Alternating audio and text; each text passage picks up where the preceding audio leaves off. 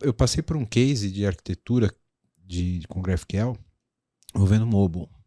E, cara, para mim foi meu primeiro contato com GraphQL alguns anos atrás. Trabalhava numa empresa que a gente tinha uma API que ela era uma API, na verdade, tinha uma API, algumas APIs, né, que eram APIs de negócio. A gente chama APIs completamente transacionais, sabe? É aquela API REST que você efetiva uma transação de negócio. Tipo, vou fazer uma nova compra. Então você tem aquele contrato muito bem definido e aquele retorno muito bem definido, né? E aí tinha uma API na frente, que era um BFF especializado para o portal. Então o portal, ele recebia ali as requisições do front, fazia essa aplicação de regras e chamava a API de negócio, né? A API de negócio não era ligada direto no front-end, porque nós tínhamos questões que era exposto para parceiro também, etc. Então tinha um serviço na frente para especializar por canal, né? Cara, sabe como uma empresa grande, às vezes tem restrição de prazo, às vezes tem restrição de orçamento. Pô, vamos colocar essa mesma funcionalidade do portal no app. Pô, utiliza o mesmo BFF. Cara, lento. Por quê? Para fazer o login no portal, você está num device sem restrição de banda, uma tela gigante, etc. Você carrega todos os dados do usuário na tela, tudo bonitinho e tal, e o serviço te retorna isso. No app é muito mais reduzido. Então você tinha um payload gigante que não precisava, e aí dentro do app você recebia aquele payload com um monte de informação que não precisava, né? E aí quando você ia ver o tráfego de rede da mesma experiência no app, que deveria ser muito mais enxuta, tava com mesmo tráfego de rede de um computador, né? Aí ficou insustentável, aí começa a reclamação na loja, tá lento, não sei o que lá, pô, consome muito dado. Fizemos um BFF em GraphQL. Cara, acabou os problemas. Justamente por essa versatilidade de você. Cara, e o impressionante é que a galera tem e fica a dica aqui para quem tá ouvindo a gente, né? O pessoal às vezes tem medo, pô, tecnologia nova e tal. É muito simples e você consegue ter uma entrega muito rápida, porque está praticamente tudo definido já na especificação, né? E se tu juntar com frameworks que tem hoje em dia, então já era. Praticamente tu só desenvolve o negócio. Eu queria até só fazer um gancho ali de um problema que é bastante comum em API REST, que é justamente ainda com os frameworks que tem hoje, né? Onde tu pode retornar um objeto e ele vai se realizar como retorno da tua API, né? E um problema bastante comum é quando tu tem o dado, a entidade no banco, mas tu não quer voltar tudo pro front. E aí tu tem que ficar fazendo os mappers. Isso. Isso é um saco. Quem já passou por esse problema, né? Um depara, né? Um trabalho manual. E vice-versa, né? O caminho inverso também acontece a mesma coisa, né? E o GraphQL, ele também te ajuda nisso, né? Porque tu define lá, por exemplo, a entidade usuário. Eu não quero voltar o password pro front. Se na tua definição do esquema não tiver lá o password, por mais que tu retorne a entidade pro front, dependendo do framework, ele vai simplesmente tirar fora. Não vai estar lá. O front não vai conseguir consultar o password. Por mais que o objeto que veio do banco tenha a propriedade, o front não vai ter acesso. Então, claro, isso já nas ferramentas, né? Nos frameworks e APIs. Quando ele faz o resolve automático, né? Aí sim. Até uma dúvida aqui, falando de back-end por enquanto. Como funciona essa questão das queries com o banco, né? Porque a gente tem esse problema exatamente de às vezes ter umas queries que retornam um negócio enorme, ou a query em si já demora pra caramba, porque ela verifica N tabelas, então a gente tem uma cacetada de dados aí pra poder relacionar. Mas como que isso funciona dentro do GraphQL na parte do back? Assim, ele que gerencia essa questão das queries ou o próprio framework ali junto com a sua aplicação dá conta do recado ali? Que eu vou dizer ali? É um pouquinho mais, pelo menos com as ferramentas que eu trabalhei, né? A implementação acaba sendo a mesma do REST, com exceção do cuidado que tu pode ter quando tu tem alguma propriedade da tua entidade ou adentrando no grafo que possa ser mais lenta, né? Então, esse sim é um cuidado que o dev tem que ter, né? Mas do ponto de vista vamos lá, uma query simples, é a mesma coisa de um REST, porque bateu lá no back-end, ele tem que executar alguma coisa, e aí é o dev que tem que ir no banco, fazer o seu select lá, e prover o retorno, né? Isso é a especificação e o framework, o framework, né? Claro, com certeza tem hoje já ferramentas, APIs ou frameworks utilitários que conseguem adentrar até o banco, né? Tipo, eu vou prover um CRUD de uma tabela específica, sem que eu precise desenvolver nenhuma linha de código. Deve ter algum framework que já vai até o DAO lá montar query, né? Isso. Mas não que a tecnologia em si defina isso, né? Isso é só os facilitadores. Isso eu já ouvi gente dizendo assim, mas aí ele está expondo o meu banco. Cara, não. Ele não expõe banco. O GraphQL não sabe que existe um banco. Quem conecta, implementa os resolvers é o desenvolvedor. Aí, se ele está expondo o teu banco, tem alguém fazendo isso no meio de campo que talvez tu não conheça, né? Mas, assim, a parte de resolver os dados no back-end, pelo menos assim, eu já vi duas estratégias. Uma é, antes ele processar a query, ele já tinha os dados no formato, então o que ele fez? Ele pegou a query, transformou em AST. E aí, do AST, ele conseguiu fazer uma query SQL. Depois, só o GraphQL, no caso, só entrou no grafo que já tinha os dados, ou em tempo real, conforme ele ia executando a query, ele ia resolvendo dados que ele ainda não tinha. Tá? Então aí entra a questão dos data loaders, né, que a gente pode falar também, eu posso dar alguns exemplos, que é o data loader, quando se executa em tempo real, vamos dizer assim, começando pela query inicial, e aí quando entra nas entidades conectadas, é quase, imagina assim, tu tem uma planilha do Excel. Vamos pegar ticker de ação, por exemplo. Deixa eu só te interromper. Talvez volta naquela ideia do blog. Só que daí acho que a gente consegue dar um exemplo assim do relacionamento. Tá. Mas deixa eu falar dos tickers de ação, depois eu entro no blog, que é o seguinte. Imagina que tem uma planilha do Excel e para cada ticker de ação tu quer o preço real dela. Então, em teoria, tu poderia... fazer uma fórmula que para cada um ele bate no endpoint REST e pega o dado e bota no Excel, certo? Só que se tu tem 100 tickers, ele vai fazer 100 requisições. E que o data loader nada mais é do que um mecanismo bem simples de implementar, não tem nada demais, que é o quê? Em vez de, quando se chama esse carrega, digamos, imagina uma função carrega valor do ticker. Em vez de ele imediatamente pegar de uma API REST, ele espera um tempinho até ele acumular um buffer, e aí ele chama todo numa tacada só. De várias requisições que vieram de GraphQL? De vários resolvers tentando resolver um determinado campo. Então, no caso do blog post, vamos criar um exemplo, que é o seguinte. Tu tem dados acho que de categoria. Acho que post categoria, né? Então, um post pode ter N categorias, e eu tenho N posts, e cada um relacionado com N categorias. Numa query, por exemplo, eu posso retornar, 10 posts e 5 deles possuem a categoria com ID 1, por exemplo, do banco. Tá?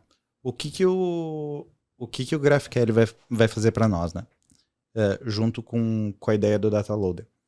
Quando eu for resolver, tá? Post, categoria. São duas entidades relacionadas. Eu digo que num post eu tenho uma array de categorias. Tá?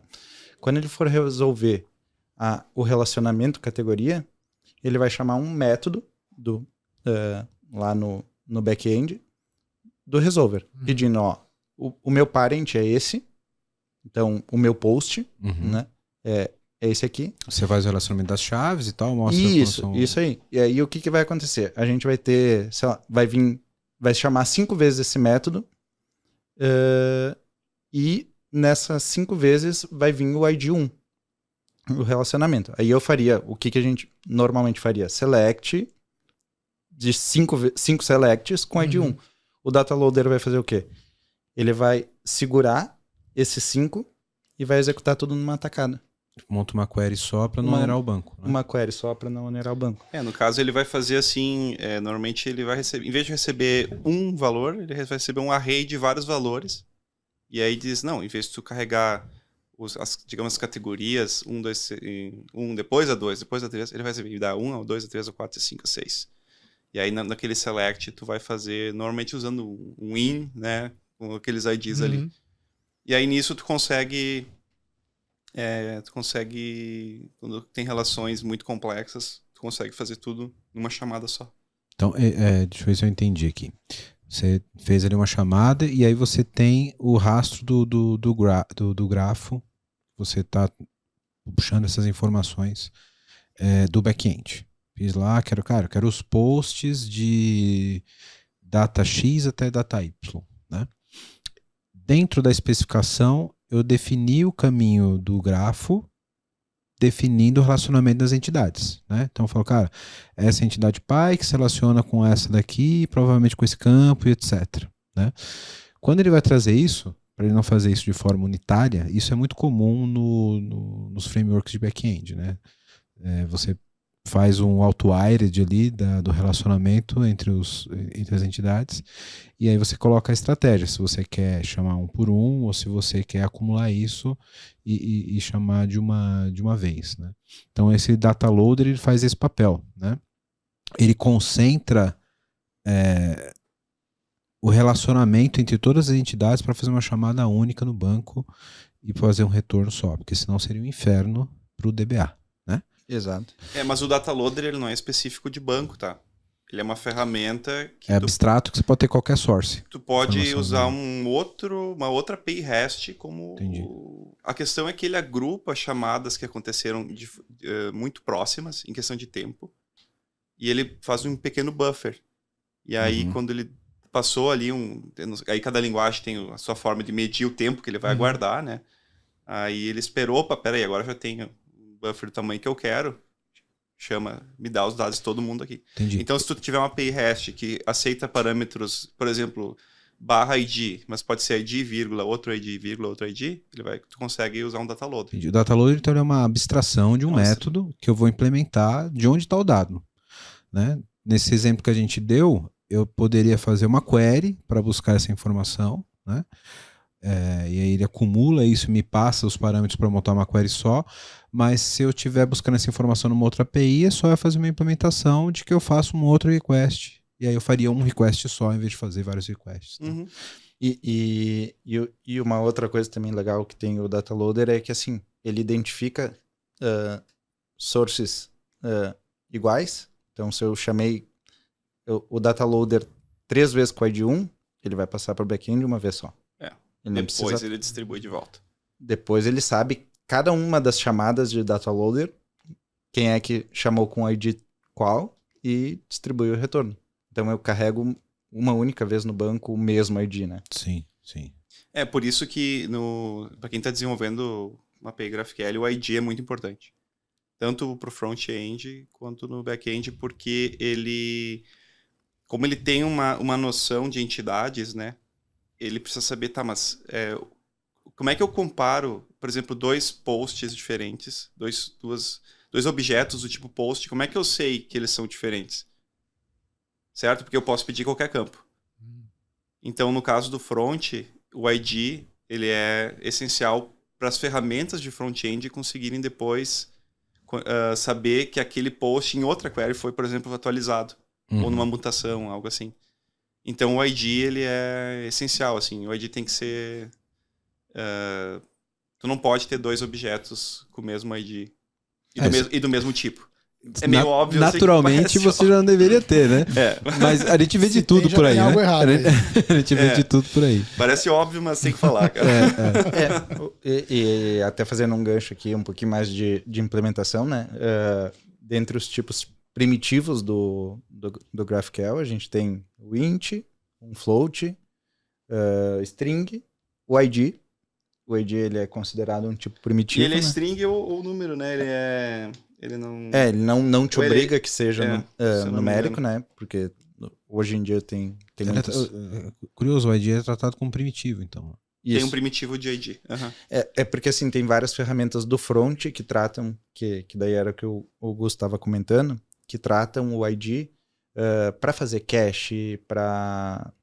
Enfim, tem o React, então, que também é do Facebook, né? E tá nesse meio aí de... Esse ecossistema, né? de utilizar isso aí dentro das ferramentas que nasceram no Facebook, né? Então, ele utiliza muito do ID para fazer a identificação e aí poder fazer um re-render do front de um determinado componente porque em outra tela uma mutação alterou aquela entidade, né? Tem até um exemplo que... Vou dar um exemplo bem de prático uso mesmo, assim, que a gente já fez até em vários projetos, que é o usuário que está logado. Tu logou na plataforma qualquer, tu tem teu nome lá no topo, né? Bem comum. E aí tu tem uma página de perfil que tem uma mutação onde você altera o seu próprio nome. Então o que acontece? Nessa Será mutação... que, não, exemplo, você carrega o teu avatar, outra foto. Isso aí. Tô trocando meu nome, Uhum. tá? Troquei meu nome. Como o GraphQL, quando ele fizer a mutação, provavelmente tem que pedir o ID de volta, ele vai ver assim, tá, mas peraí, tu tá me retornando o usuário do ID, vou dizer, o ID 1, e o nome é X. Mas eu já tinha na minha base de dados o usuário com o ID 1 e o nome era Y. Então, ele não... na real, ele junta, ele normaliza todos os dados que vêm da API, ele salva tudo, Opa, tem algum problema no som aqui? Não.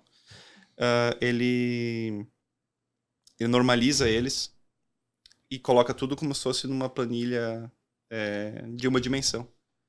Então, quando ele recebeu aquele ID com um campo diferente, ele atualiza e todo mundo que estiver escutando aquele dado vai renderizar de novo. Ele provavelmente Então, faz um hash disso aí. automaticamente ele vai trocar meu nome lá em cima, sem eu fazer nada. Isso usando, digamos, um Apollo da vida, tá? Isso não é coisa do GraphQL, é coisa das ferramentas que a galera construiu. Da solução como um todo, né? Exato. Então, tem essa vantagem de que se tu tem aquele dado sendo mostrado em qualquer lugar da tua aplicação e o ID dele é o mesmo que foi atualizado e vem algum campo diferente, ele atualiza e aqueles componentes são renderizados. Então, para aplicações que tem muita coisa, assim, alterou aqui, muda aqui, sabe? É fantástico, assim. Sim, até porque geralmente com REST você precisa fazer uma implementação super complexa, né? Usando o WebSocket, por exemplo, para poder ter essa comunicação de mão dupla, né? De atualizei no back-end e o dado precisa ir para lá. Provavelmente no GraphQL ele pode até utilizar o WebSocket por baixo dos panos ali, mas você já está dentro do framework, já está dentro da especificação, né? Você não teria que fazer isso manualmente como um REST, que você vai ter que ter um Node rodando lá no servidor com a conexão via WebSocket no teu API Gateway para poder ter essa conexão de mão dupla com o front-end e o back-end. Isso até hoje ainda é um parto para fazer sem especificações que já implementam isso naturalmente, né? O GraphQL tem, né? Ele tem uma especificação também para dados em tempo real com WebSocket. Mas isso que eu estou falando de ele atualizar automático é por causa... não entraria nessa questão do WebSocket, mas é o fato de que ele sabe que aquele dado é da entidade usuário e o ID 1. Então, porque uma API REST, quando tu chama /usuário, por exemplo, o teu retorno não diz que aquela entidade é do tipo usuário, a não ser que o desenvolvedor implemente. No GraphQL isso é nativo, porque ele tem uma propriedade especial chamada underline type name, que ele diz qual que é o tipo daquela entidade. Então, e mesmo por exemplo, tu tem uma query GraphQL que pode retornar vários tipos de dados diferentes. Vou dar um exemplo. Tu tem, sei lá, um campo de conteúdo rico, que ele pode retornar ou imagem, ou vídeo, ou texto, ou isso, ou aquilo. Então, com esse type name, no próprio array, ele pode vir, esse aqui é do type imagem, esse aqui é do type vídeo, esse aqui é do type... Isso tudo isso para o front-end tratar é muito bom, né? É porque é um dado que o desenvolvedor da API REST não precisa fazer. Porque isso faz parte da especificação, né? Sim, e ainda mais se você estiver usando TypeScript, que você consegue criar as interfaces e tudo mais lá. Então, inclusive, provavelmente para tratar é bem mais fácil. Inclusive, a gente usa umas ferramentas que ele gera as interfaces automáticas a partir da query, né? O VS Code bem configurado, assim, é sensacional. É outra experiência, assim, de desenvolvedor. Produtividade é completamente diferente, né? E a chance da bugs, porque, como eu te falei antes ali, se tu colocar um campo que tá errado... mutações, muitas vezes tem o payload, né? O input que tu tá passando. Se tiver um campo que é obrigatório e tu não passou, se é string tu mandou no... Cara, tudo isso aí dá erro. Até fazendo um gancho aqui, isso também é fantástico, assim, de um ambiente bem configurado, né? Onde tu mexe com o esquema e aí tu gera a tua interface por trás para daí depois fazer as implementações. Pensa assim, eu estou criando uma mutação e, na verdade, desculpa, eu estou alterando uma mutação que já existe. Eu estou botando um campo lá obrigatório. Não existia aquele campo. Eu vou gerar a interface do back-end, ele já vai entender que veio aquela informação obrigatória. Eu vou gerar no front-end isso, e se a mutação do front-end não for alterada, vai dar erro. Uhum. Se ela não for ajustada para aquela nova informação que passou a ser obrigatória, a tua API vai dar erro. Aí tem as funcionalidades que tu pode, assim, eu estou num projeto mobile, onde eu não vou conseguir atualizar todo mundo. Então eu vou deprecar aquela mutação, vou criar uma nova para atender aquilo ali. A velha continua lá, deprecada, e inclusive avisando para o front-end que está deprecado. Muda até a corzinha do campo, se estiver depreciado, né? Cara, que da hora.